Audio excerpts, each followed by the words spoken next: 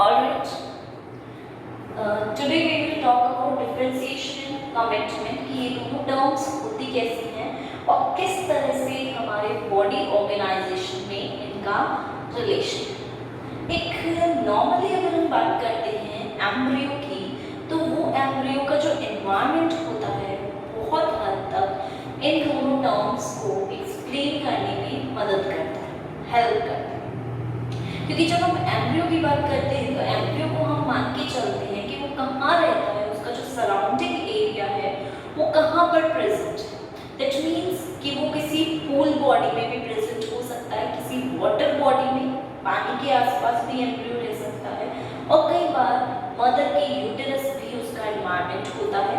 Uterus के अंदर, blood के अंदर वहाँ पर वो प्रेजेंट रहता है।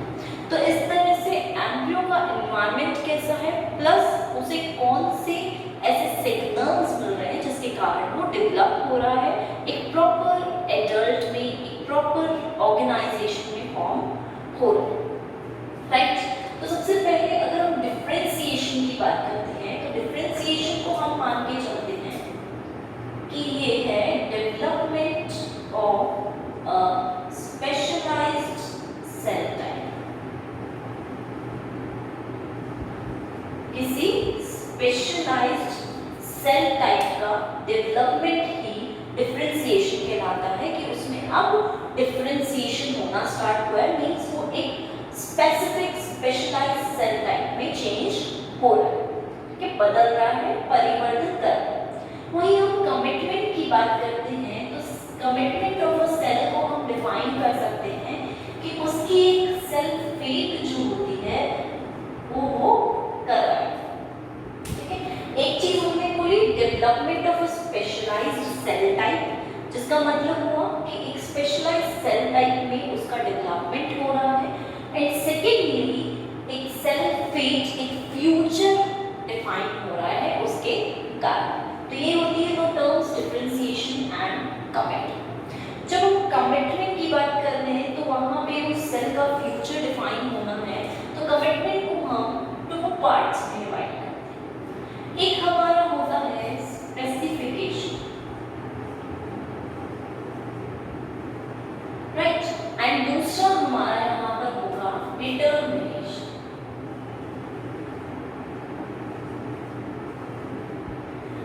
जब हम स्पेसिफिकेशन की बात करते हैं तो स्पेसिफाई करने का मतलब ये हुआ कि हम उस सेल की फेट को, फ्यूचर को स्पेसिफाई कर रहे हैं और वो इरिवर्सिबल भी हो सकता है। अगर हम उसे चेंज करना चाहें तो वो इरिवर्सिबल कंडीशन में भी जा सकता है, उसे हम रिवर्स जो कहते हैं, रिवर्स मोशन में भी ले जा सकते हैं, जिसे हम बोल रहे हैं कि ये रिवर्स्ड है।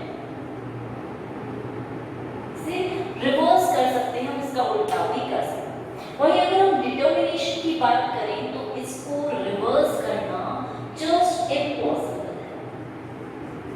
ठीक है, इसको हम रिवर्सल साइड में नहीं ले जा सकते, क्योंकि डिटरमिनेशन का मतलब है कि अब सब कुछ डिटरमाइंड हो गया है, ये चीज ये बनेगी, ये चीज ये बनेगी, तो वो चीज कभी भी रिवर्स डायरेक्शन में नहीं जा सकती, चेंज नहीं हो सकती, बस फिक्स हो गया, फिक्सेशन हो गया, उसके बाद कोई चेंज नहीं हो। यहाँ पर रिवर्जन देखने को मिलता है, तो हम बोल सकते हैं कि स्पेसिफिकेशन एक तरह से हम बोलेंगे यहाँ पर it can be reversed, it can not be reversed, या फिर इट इज इरिवर्सिबल। इसको रिवर्स हम नहीं कर सकते, इसलिए हम इसको बोल रहे हैं इरिवर्सिबल, राइट। तो हमने पढ़ा डिफरेंशिएशन क्या होता है, किसी स्पेशलाइज्ड सेल टाइप का डेवलपमेंट, कमिटमेंट उसको, उस सेल को एक प्रॉपर फ्यूचर की तरफ ले जाना। कमिटमेंट को हम दो पार्ट्स में पढ़ते हैं, या तो स्पेसिफिकेशन जहाँ पे फ्यूचर को भी हम चेंज कर सकते हैं, और एक डिटरमिनेशन जहाँ फ्यूचर फिक्स्ड हो जाता है एंड वहाँ पर चेंजेस आगे नहीं हो पाते, राइट। अब हम पढ़ेंगे स्पेसिफिकेशन को थोड़ा सा डिटेल में कि स्पेसिफिकेशन किस प्रकार से डिफरेंट टाइप के होते हैं। ठीक है, लेकिन उससे पहले हम एक बार एग्जांपल देख लेते हैं डिफरेंशिएशन एंड कमिटमेंट। ठीक है, जैसे यहाँ पर हम पढ़ेंगे सेल यहाँ पर हम पढ़ेंगे डिफरेंशिएशन,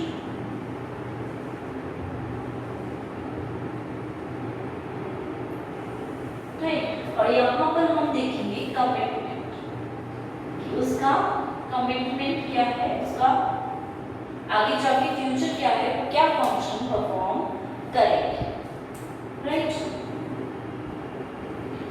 अब नॉर्मली अगर हम बात करते हैं तो हम बोल रहे हैं सेल टाइप है हमारे पास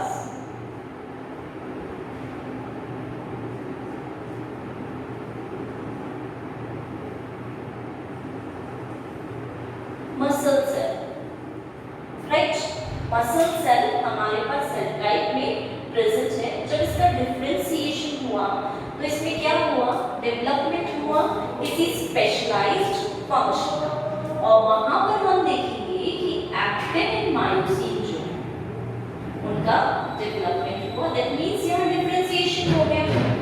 नेक्स्ट अगर हम कमिटमेंट की बात करेंगे तो ये डिफरेंशिएशन होने के बाद कि आगे जाकर किस पे कमिट होंगे, क्या फंक्शन परफॉर्म करेंगे, तो उनका फंक्शन एकदम फिक्स हो गया कि ये कॉन्ट्रैक्शन में हेल्प करेंगे, राइट।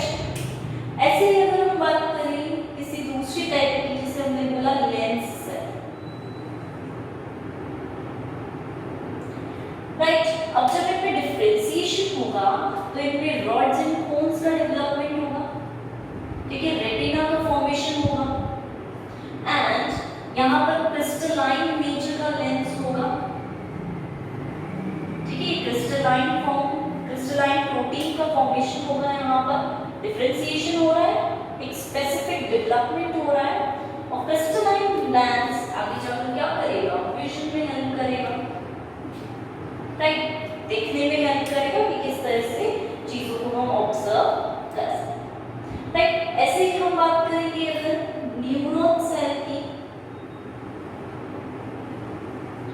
तो हम यहाँ पे क्या देखेंगे कि यहाँ पर डिफरेंशिएशन होगा, तो यहाँ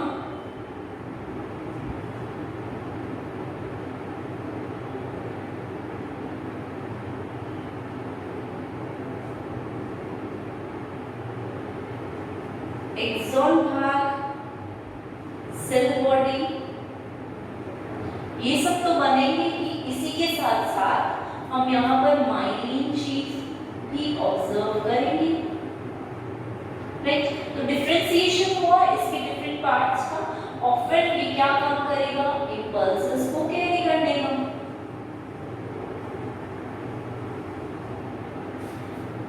राइट, इंपल्सेस को ये आगे जाकर कैरी करेगा, ठीक है। ऐसे ही हम अगर बात करें हमारे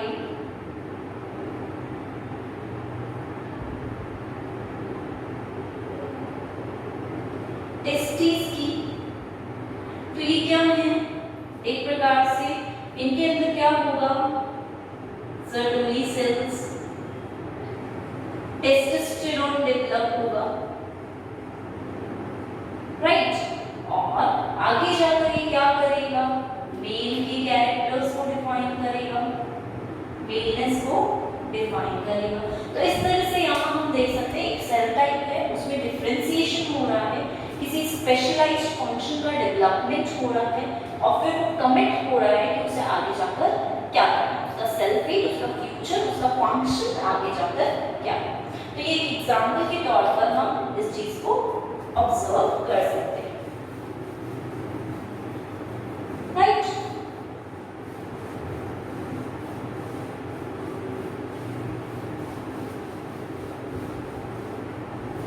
नेक्स्ट हम बात करते हैं कमिटमेंट को, जैसे हमने दो पार्ट्स में डिवाइड किया था, specification and determination.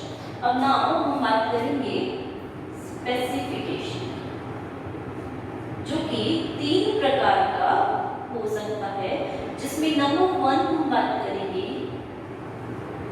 Autonomous specification, right. इसके नेम से ही हमें पता चलता है कि ऑटोनॉमस स्पेसिफिकेशन हम बोल रहे हैं, दैट मींस यहाँ पर अंदर से ही एक सेल अगर प्रेजेंट है तो इसको अंदर से ही सिग्नल्स मिल रहे हैं, जिसके कारण ये एक स्पेसिफिक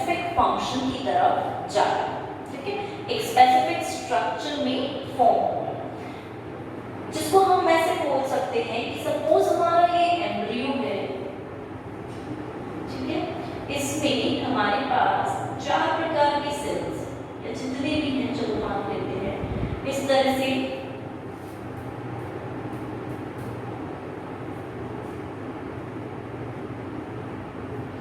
7 प्रकार की सेल्स यहाँ पर प्रेजेंट है, ठीक है, 7 सेल्स यहाँ पर प्रेजेंट रहेंगी। अगर हम किसी एक सेल को यहाँ से रिमूव करते हैं, सपोज 7th को हमने यहाँ से रिमूव किया और हम बाहर ले आए,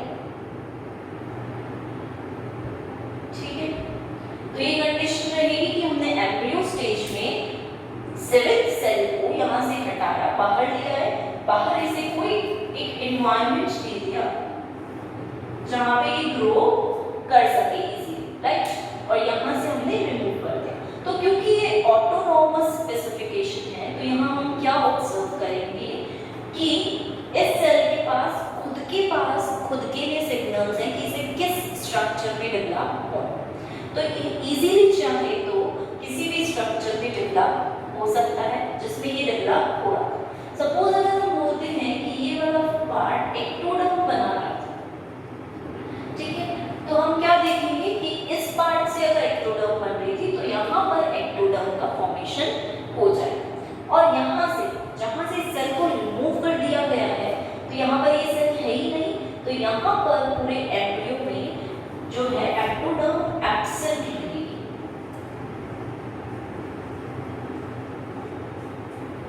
राइट। मतलब हम यहाँ ये बोल सकते हैं कि ऑटोनॉमस स्पेसिफिकेशन इस प्रकार का स्पेसिफिकेशन है जहाँ पर हम ये देखते हैं कि सेल के अंदर ही पावर होती है, सेल के अंदर ही सिग्नल्स होते हैं और वही सिग्नल्स सेल को मिलते हैं जिसके कारण वो एक स्पेसिफिक स्ट्रक्चर की तरफ फॉर्म होता है, एक स्पेसिफिक स्ट्रक्चर बनाता है, राइट।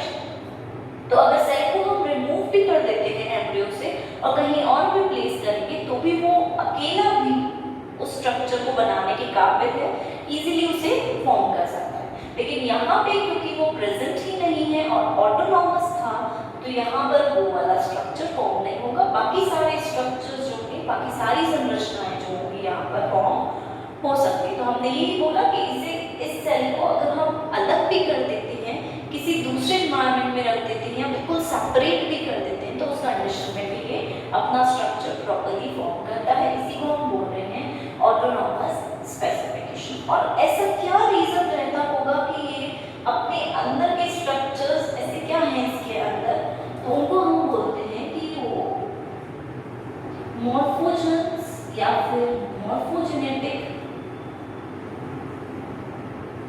सब्सटेंसेस होते हैं जो इनके अंदर उपस्थित रहते हैं और उन्हीं के बेसिस पर इन्हें सिग्नल्स मिलते हैं और एक पर्टिकुलर स्ट्रक्चर को फॉर्म इजीली कर सकते हैं। क्लियर है? इसे हम बोलेंगे ऑटोनॉमस स्पेसिफिकेशन, जहां पर एक सेल सिंगल फॉर्म में भी अकेला भी इजीली स्ट्रक्चर्स को फॉर्म करता है।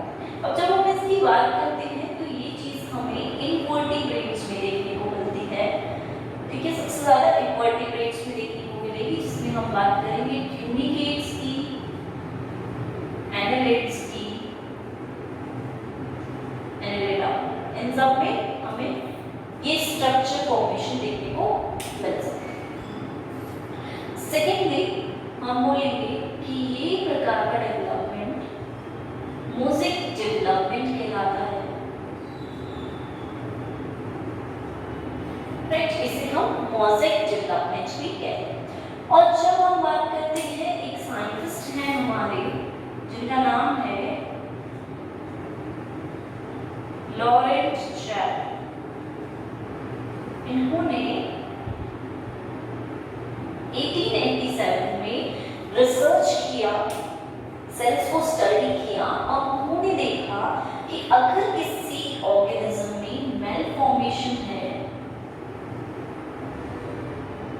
या फिर एक पर्टिकुलर स्ट्रक्चर जो है वो फॉर्म ही नहीं हुआ,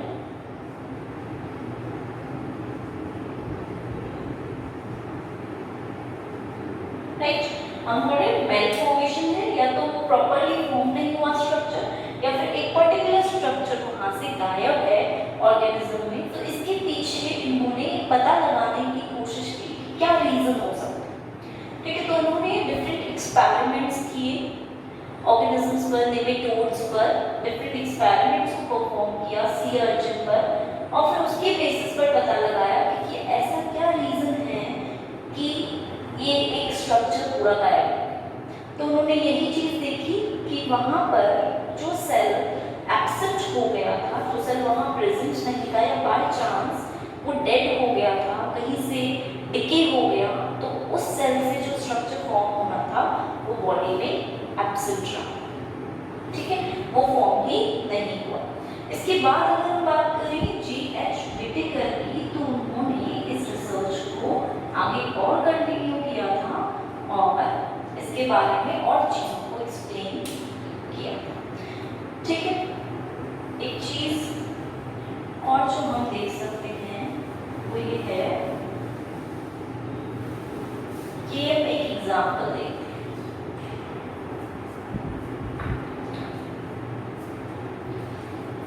Normally,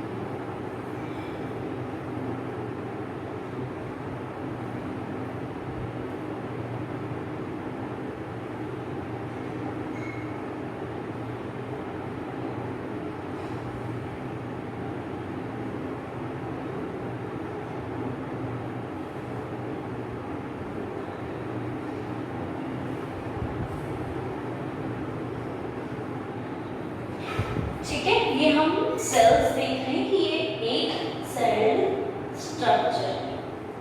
ठीक है, यहाँ पे हमने ये देखा कि ये वाला भाग एक्टोडर्म बनाता है, ये वाला भाग भी एक्टोडर्म ही बनाता है। इसी के साथ ये वाला भाग नोटोकॉर्ड बनाता है, एंडोडर्म भी बनाता है। ये वाला भाग मसल बनाता है, इसी के साथ मेसेंकाइम भी यहाँ इस भाग से बनते हैं। तो जब ये सारे एक साथ कंबाइन हैं तो एक्टोडर्म फॉर्म होगी, मेसेंकाइम, मसल, एंडोडर्म, नोटोकॉर्ड, ये सारी चीजें फॉर्म होंगी।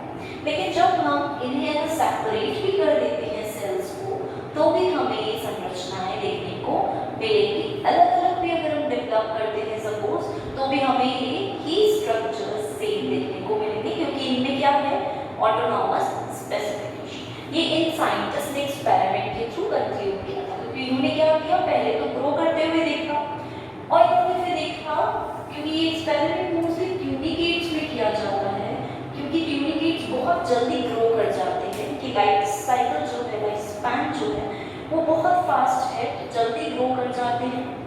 ठीक है, इन्हीं के साथ, इसलिए हम इनके साथ एक्सपेरिमेंट करके इजीली नंबर का पता लगा सकते हैं। तो उन्होंने ये एक्सपेरिमेंट्स किए और इन्हें सेल्स को अलग अलग सेपरेट करके फिर ग्रो किया। तो उस सेपरेशन के बाद ग्रो करने में देखा, ये ऑब्जर्व किया गया कि यहाँ पर इन सेल्स को अलग करने के बाद भी हमें ऐसी संरचनाएं देखने को मिली।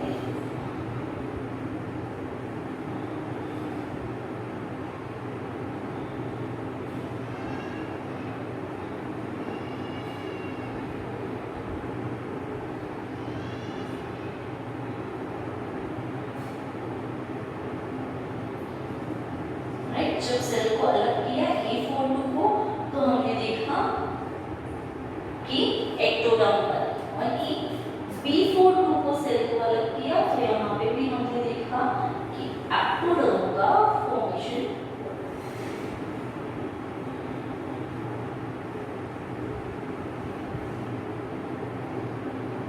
Right, ectoderm form. ऐसे हमने इस सेल को A41 को अलग किया, तो देखा था कि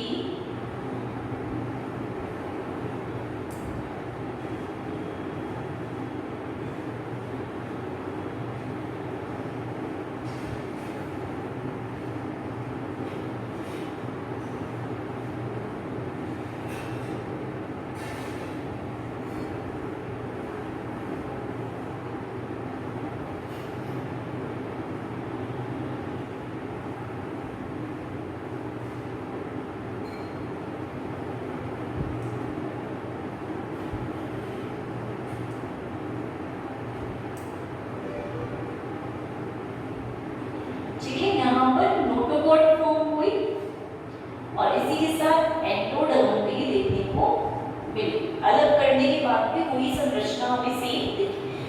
सेम ऐसे ही B41 को जब हमने किया अलग तो सेम हमें यहाँ पर भी इसी तरह से संरचना देखने को मिली।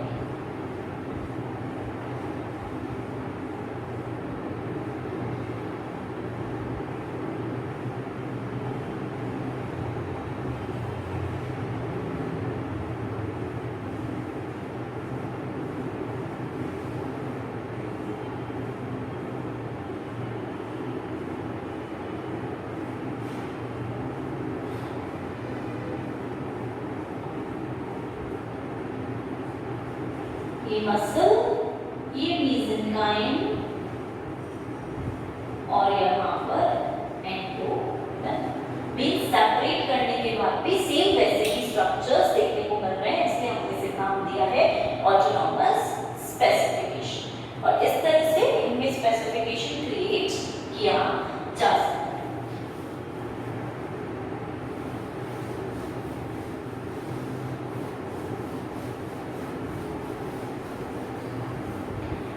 सेकेंड की बात करने से पहले एक चीज हम देखेंगे कि जैसे हम एसिटाइलकोलिन एस्ट्रेज से अगर किसी सेल को लेबल करते हैं तो वो केमिकल जो है वो मोस्टली हमें मसल सेल्स में मिलेगा। जैसे हम बोल रहे हैं कि मसल सेल्स जो होते हैं उनके पास एसिटाइलकोलिन एस्ट्रेज एंजाइम प्रेजेंट होता है, प्लस नर्व सेल्स के एंडिंग्स में भी ये प्रेजेंट रहते हैं। ठीक है, तो नॉर्मली हम जब बात करते हैं तो जब भी हम इन्हें लेबल करते हैं, राइट, जब भी लेबलिंग की बात आती है तो हमने एसिटाइलकोलिन एस्ट्रेज को लेबल करने के लिए कुछ सब्सटेंसेस दिए। तो लेबलिंग हर सेल में नहीं होगी, सिर्फ जो मसल सेल्स रहेंगे हमारी बॉडी के उन्हीं में लेबलिंग होगी, वही वो डिटेक्ट कर पाएंगे कि ये यहाँ पर प्रेजेंट है। तो इस तरह से भी हम बोलते हैं कि कई बार सेल में डिफरेंशिएशन या फिर कमिटमेंट आ जाता है कि वो बिल्कुल डिफरेंशिएट हो गए और उनके अंदर ये वाला सब्सटेंस प्रेजेंट है और उसके बेसिस पर हम चीज़ों को आइडेंटिफाई भी कर पाते हैं कि ये कौन से सेल्स हैं। क्योंकि हमने पहले तो स्टडी कर चुके हैं कि हमारे इस सेल में ये सब्सटेंस है, इस सेल में ये प्रोटीन है, ये संरचना है, तो उसके बेसिस पर हम फिर इजीली आइडेंटिफाई कर सकते हैं इवन एम्ब्रियोनिक स्टेज में भी कि ये आगे जाकर क्या बनाने वाला है, क्या बना सकता है, राइट। कौन सा प्रोटीन इसमें बन रहा है उसके बेसिस पर। अब सेकेंड टाइप की स्पेसिफिकेशन की बात करेंगे, दैट इज कंडीशनल स्पेसिफिकेशन।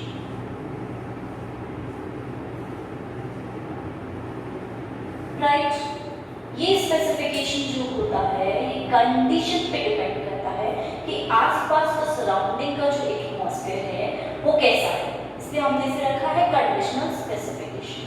ये मोस्टली वर्टिब्रेट्स में पाया जाएगा।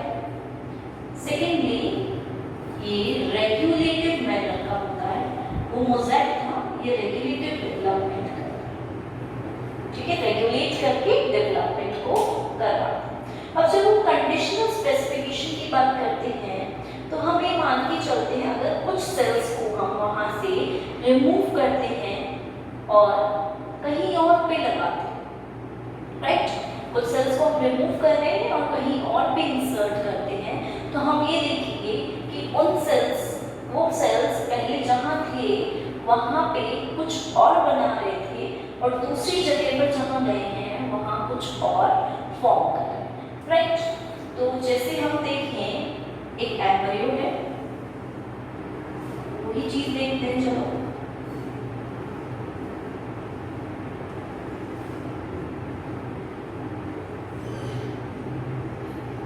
एक सेल इसमें प्रेजेंट है, ठीक है। एक सेल को हमने रिमूव करके बाहर निकाला, एक सेल, तो यहाँ से खाली हो गया, ठीक है। ये सेल यहाँ प्रेजेंट ही नहीं। अब हम यहाँ पर ये चीज देखेंगे कि जो एम्ब्रियो है, क्योंकि ये कंडीशनल स्पेसिफिकेशन है, आसपास के जो सेल्स हैं, नेबर सेल्स, एडजेसेंट सेल्स, ये इसे सिग्नल्स देते हैं, तब जाके ये इस चीज में बदल पाता है या जिस भी फॉर्मेशन में उसे जाना होता है वो करता है। अब यहाँ हमने देखा क्योंकि हमने इसे रिमूव किया और बाहर किसी दूसरे एनवायरनमेंट में प्लेस किया, न्यूट्रिएंट मीडिया में प्लेस किया जहाँ उसे ग्रो करा, तो हम ये देखेंगे कि यहाँ पे सपोज अगर एक्टोडर्म बना, ठीक है, इसका फंक्शन सपोज यहाँ पर एक्टोडर्म का था, तो जब हमने इसे रिमूव किया और फिर एम्ब्रियो को ग्रो कराया तो भी हमने देखा कि यहाँ एक्टोडर्म प्रेजेंट, ठीक है, एक्टोडर्म यहाँ उपस्थित थी। मतलब क्या हुआ कि इतने सारे जो सेल्स थे उनका सेल फेट कमिटेड नहीं था, तो किसी भी एक सेल ने अपने आप को उस तरह से ढाला और अपने आप से एक्टोडर्म बन गए, क्योंकि आसपास के सेल्स जो हैं वो सिग्नल्स दे रहे थे, इसलिए उसने एक्टोडर्म बना लिया और कोई भी ऑर्गन यहाँ पर मिसिंग नहीं रहेगा। इस प्रकार के स्पेसिफिकेशन, ठीक है, सारे ऑर्गन्स बनेंगे और प्रॉपरली फॉर्म, राइट। और जो एक्टोडर्म वाला पोर्शन हमने बाहर निकाला था वो बाहर जाके, जरूरी नहीं है कि एक्टोडर्म को ही फॉर्म करे, वो बाहर जाके कोई और स्ट्रक्चर भी फॉर्म कर सकता है, जैसे नर्व फाइबर्स फॉर्म कर लिए या मसल फॉर्म कर लिए, मसल टिश्यूज को फॉर्म कर लिए, ठीक है। वो डिपेंड करता है उसको बाहर का एनवायरनमेंट कैसा मिल रहा है, कंडीशन पे डिपेंडेंट है ना।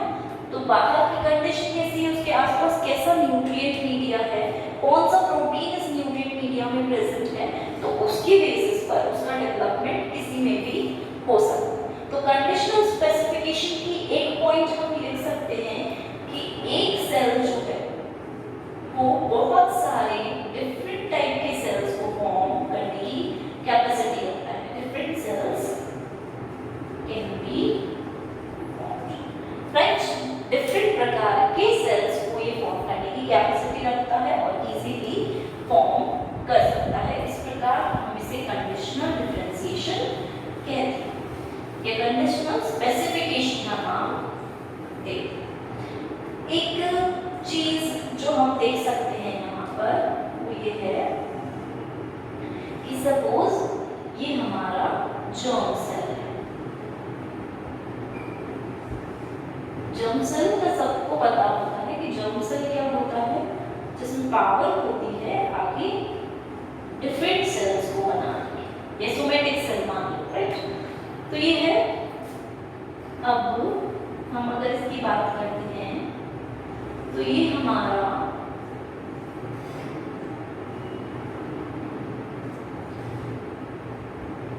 मसल बैंड बनाने की भी क्षमता रखता है, ये हमारा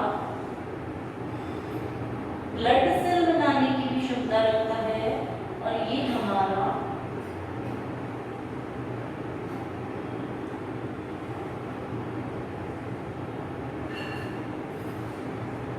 न्यूरॉन बनाने की भी क्षमता रखता है। That means it can form neuron also.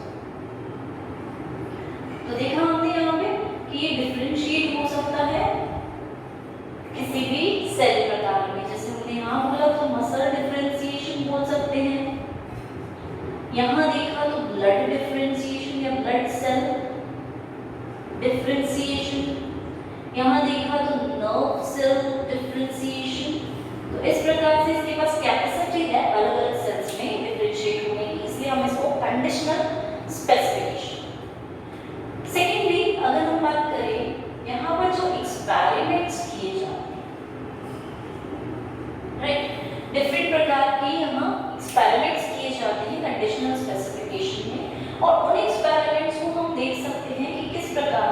Experiments वो हो सकते हैं, यहाँ पर किए जा सकते हैं। तो सबसे पहले अगर हम बात करेंगे एक्सपेरिमेंट की तो होता है डिफेक्ट एक्सपेरिमेंट। सेकेंड होता है आइसोलेशन एक्सपेरिमेंट। थर्ड होता है रिकॉम्बिनेशन एक्सपेरिमेंट। फोर्थ होता है ट्रांसप्लांटेशन एक्सपेरिमेंट।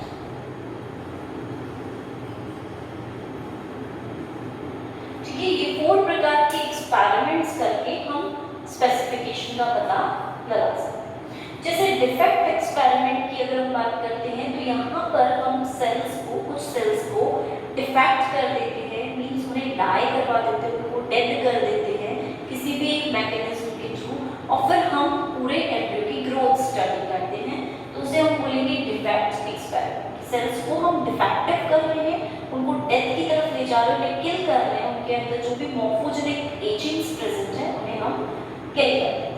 आइसोलेशन एक्सपेरिमेंट में हम क्या करते हैं, किसी एक सेल को आइसोलेट करते हैं वहां से और दूसरी जगह पे बाहर दूसरे मीडियम में ग्रो करते हैं और फिर देखते हैं कि डेवलपमेंट एम्ब्रियो का किस प्रकार हो रहा है, और जो आइसोलेटेड सेल जिसे हमने अलग किया है उसका भी डेवलपमेंट किस प्रकार से है, क्या वो बना रहा है। नेक्स्ट हम बात करते हैं रिकॉम्बिनेशन एक्सपेरिमेंट। तो रिकॉम्बिनेशन एक्सपेरिमेंट में हम ये देखते हैं कि यहाँ पर किसी एक एम्ब्रियो के अंदर हम क्या करते हैं, सपोज ये एम्ब्रियो है तो यहाँ की सेल्स उठा के हम यहाँ पे कहीं प्लेस कर देते हैं, राइट। मतलब हमने क्या किया, यहाँ से कुछ सेल्स उठाए और यहाँ पर प्लेस कर दिए, मतलब हम एक्सचेंज कर रहे हैं सेल की पोजीशंस को with in the embryo. Same embryo के अंदर ही हमने सेल्स की पोजीशन को एक्सचेंज किया है कि यहाँ से उठा के इसे यहाँ प्लेस कर दिया और यहाँ वालों को यहाँ प्लेस कर दिया, और फिर हमने उसका डेवलपमेंट पैटर्न देखा कि वो किस तरह से क्या फॉर्म कर रहे हैं, क्या बना रहे हैं, राइट। ऐसे ही ट्रांसप्लांटेशन एक्सपेरिमेंट्स में हम क्या करते हैं कि दो अलग अलग एम्ब्रियो लेते हैं, इसमें से एक पार्ट को हम कहीं दूसरी जगह प्लेस करते हैं और इसके यहाँ के पार्ट को हम यहाँ पर कहीं प्लेस करते हैं। तो अलग अलग एम्ब्रियोज में हम ट्रांसप्लांटेशन करते हैं डिफरेंट पार्ट्स को, और फिर हम पूरी ग्रोथ देखकर ऑब्जर्व करते हैं कि क्या रिजल्ट्स आते हैं। तो इस प्रकार से 4 प्रकार के एक्सपेरिमेंट्स किए जाते हैं कंडीशनल स्पेसिफिकेशन में, जिससे हम डेवलपमेंट को ऑब्जर्व करके कुछ कंक्लूजन्स दे सकते हैं कि क्या कंक्लूजन्स निकलते हैं, किस तरह से डेवलपमेंट यहाँ पर, राइट। हमारे एक साइंटिस्ट हैं ऑगस्ट वीजमैन।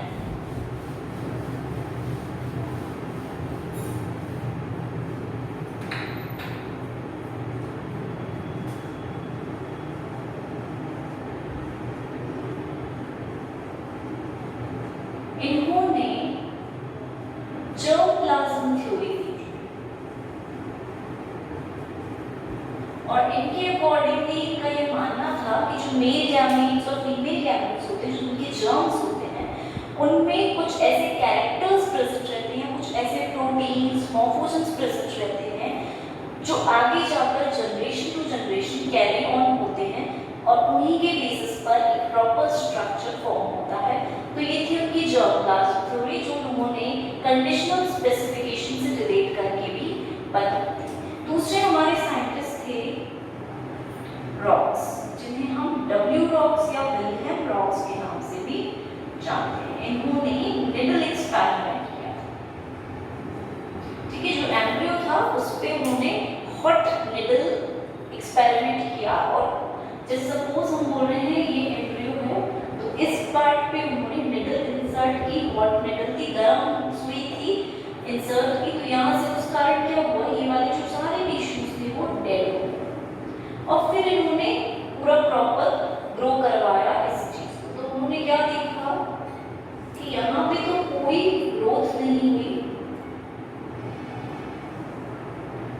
लेकिन यहाँ पर न्यूरल फोल्ड बना, हाफ पोर्शन में कुछ नहीं हुआ, लेकिन हाफ पोर्शन एक नॉर्मल ग्रोथ की तरह, नॉर्मल न्यूरुला की तरह बना। तो उस बेसिस पर उन्होंने ये डिफाइन किया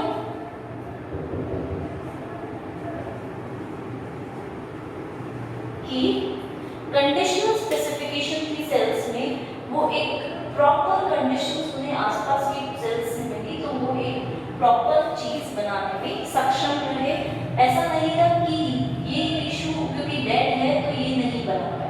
यहाँ पे भी सेल्स थे कुछ, उनमें एडजेसेंट हम बोल सकते पैराक्राइन फैक्टर्स रिलीज हुए, जिसके कारण ये प्रॉपर स्ट्रक्चर बन गया है।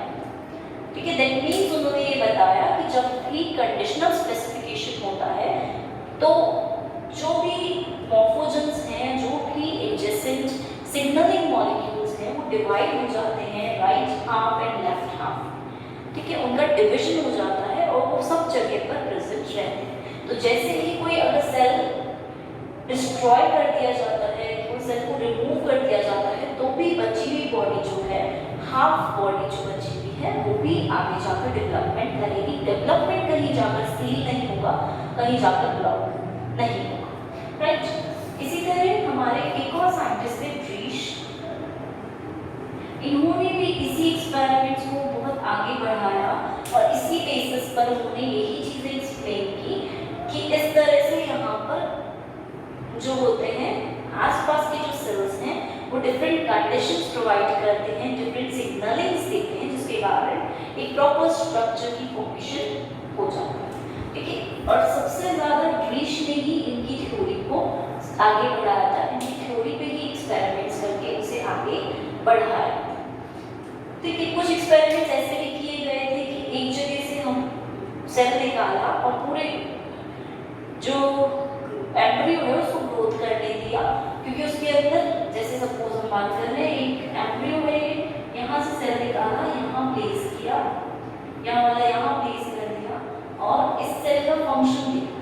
तो इस सेल का फंक्शन पहले नॉर्मली तो एडल्ट में अपर पार्ट बनाने का था, लेकिन जब इसको यहाँ प्लेस किया गया, रिकॉम्बिनेशन के बाद देखा गया कि वो नॉर्मल बॉडी में लोअर पार्ट, बेली पार्ट बना रहा है। ठीक है, नॉर्मल यहाँ था तब इस तरह से ऊपर का भाग बना रहा था, लेकिन जब इसे प्लेस किया गया, रिप्लेस किया गया, तो ये जब यहाँ आया तो यहाँ आके इसने बेली पोर्शन बनाया, नीचे का पोर्शन बनाया। मतलब वहां पर हम ये बोल सकते हैं यहाँ के जो आसपास के सेल्स हैं वो बेली पोर्शन के लिए सिग्नल्स दे रहे थे और यहाँ के जो सेल्स हैं वो अपर पार्ट के लिए सिग्नल्स दे रहे थे, इसलिए इसने वही चीज बनाई। तो इसके अंदर कैपेसिटी है कि ये पूरी बॉडी के जितने भी सेल्स हैं, संरचनाएं हैं, उनको बना सकता है। अब हम बात करते हैं थर्ड टाइप के स्पेसिफिकेशन की, जिसे हम बोलते हैं सिंसेशियल स्पेसिफिकेशन।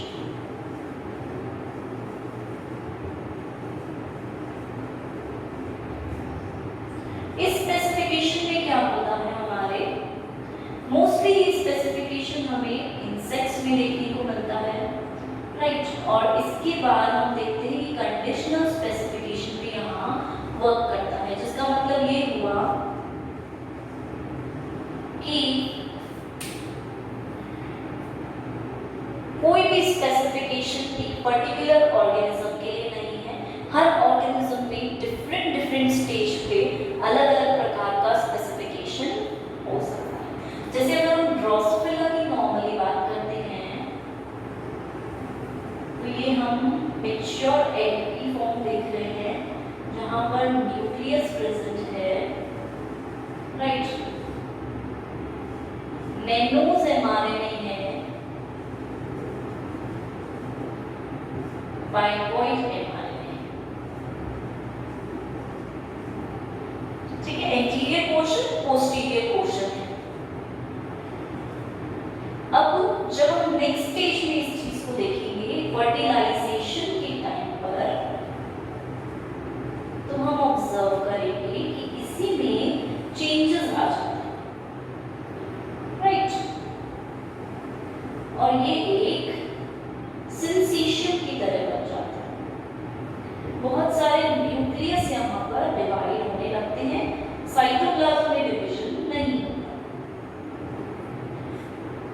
Nucleus, right. और यहाँ पर बाइकॉइड और नैनोज जो हैं वो भी डेवलप होने लगे, प्रोटीन के फॉर्म में फर्टिलाइजेशन के बाद कन्वर्ट हो जाते। पहले हमारे में थे, बाद में प्रोटीन में ये बदलने लगते। तो इस प्रकार सिंसीशियल स्पेसिफिकेशन में क्या होता है, एक सिंसीशियम बनता है। और सिंसीशियम हम किसको बोलते हैं, ऐसी बॉडी जिसके अंदर न्यूक्लियस में बहुत ज्यादा डिवीजन हो रहा है, तो उसे हम नाम देते हैं सिंसीशियम, राइट। अब जब इसमें और ज्यादा सेल्यूलराइजेशन होगा तो हम क्या देखेंगे, सेशन के टाइम पे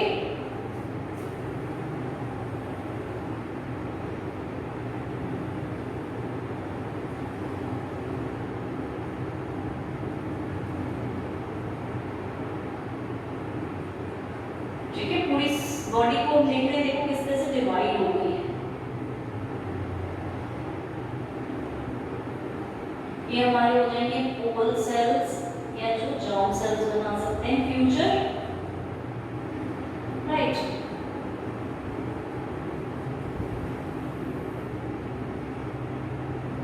ठीक है, सेल्यूलराइजेशन हुआ, डिफरेंट साइटोप्लाज्म में डिवीजन देखा हमने, और इसी के साथ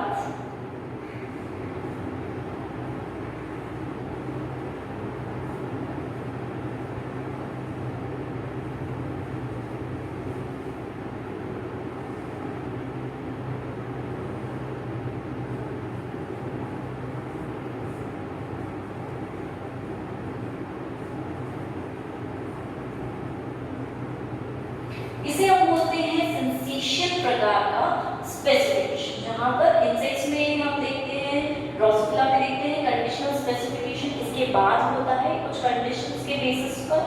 नॉर्मली पहले बाइकॉर्ड एमआरएनए और नैनोज एमआरएनए एंड पोर्शंस पर प्रेजेंट थे। अब धीरे धीरे क्योंकि ये प्रोटीन बन रहे हैं फर्टिलाइजेशन के बाद और सिंसीशियम क्रिएट हुआ है, तो इनका नंबर धीरे धीरे आगे की तरफ ये प्रोटीन्स बढ़ते जाएंगे, स्प्रेड होंगे। फिर भी हम यही देखेंगे कि एंटीरियर रीजन और पोस्टीरियर रीजन, दैट मींस अगर हम इस तरह से इसका ये डायग्राम बनाएंगे तो बाइकॉइड हमेशा एंटीरियर में ज्यादा और पोस्टीरियर में जाता जाता इतना कम हो जाता, वहीं नैनोज पोस्टीरियर में जाता और एंटीरियर में आता था इतना कम एक्सप्रेशन हो जाता। तो ये नैनोज की बात है जो पोस्टीरियर में है, ये बाइकॉइड की बात है जो कि एंटीरियर में उपस्थित है। तो इस तरह से इन प्रोटीन्स के डिवीजन के कारण यहाँ पर सिंसीशियम बनता है और स्ट्रक्चर्स का फॉर्मेशन होता है। एंड सेल्स जो कहलाते हैं, पोल सेल्स कहलाते हैं, जो जर्म सेल्स फॉर्म करेंगे। सबसे ज्यादा जहाँ नैनोज का कंटेंट होगा वो भाग टेल सेल या लास्ट भाग टेल पर है, क्योंकि बाहर पीछे वाला भाग है, राइट। और फिर नैनोज का कंसंट्रेशन जैसे जैसे कम होता जाएगा वहां पर हम देखेंगे एब्डोमेन बनेगा। जहाँ सबसे ज्यादा बाइकॉइड का कंसंट्रेशन होगा, एक्रॉन भाग बनेगा, फिर हेड भाग बनेगा। तो थोरैक्स और एब्डोमेन भाग को हम ये मान के चलते हैं यहाँ पर नैनोज और बाइकॉइड दोनों का कंसंट्रेशन थोड़ा लो होता है। और इस कंसंट्रेशन के बेसिस पर कितना कंसंट्रेशन यहाँ किस चीज का है उसके अकॉर्डिंगली बॉडी डिवाइड हो रही है, एक पर्टिकुलर स्ट्रक्चर फॉर्म करने है। तो इस प्रकार के स्पेसिफिकेशन को हम नाम देते हैं सिंसीशियल स्पेसिफिकेशन। ठीक है, तो हम बोल सकते हैं ये तीन प्रकार का था, autonomous, conditional and thirdly is सिंसीशियल। Autonomous हम देखेंगे मोस्टली इनवर्टिब्रेट्स में, कंडीशनल हम देखेंगे मोस्टली इनवर्टिब्रेट्स में नहीं देखते, इसको हम वर्टिब्रेट्स में ही देखेंगे और कुछ कुछ इनवर्टिब्रेट्स में ये हो सकता है। वहीं अगर सिंसीशियल की बात करते हैं तो ये हमें इंसेक्ट्स में देखने को मिलेगा, लेकिन कोई भी स्पेसिफिकेशन किसी भी ऑर्गेनिज्म के लिए स्पेसिफिक नहीं है, राइट। किसी भी ऑर्गेनिज्म में किसी भी स्टेज में अलग अलग प्रकार के स्पेसिफिकेशन भी हो सकते हैं।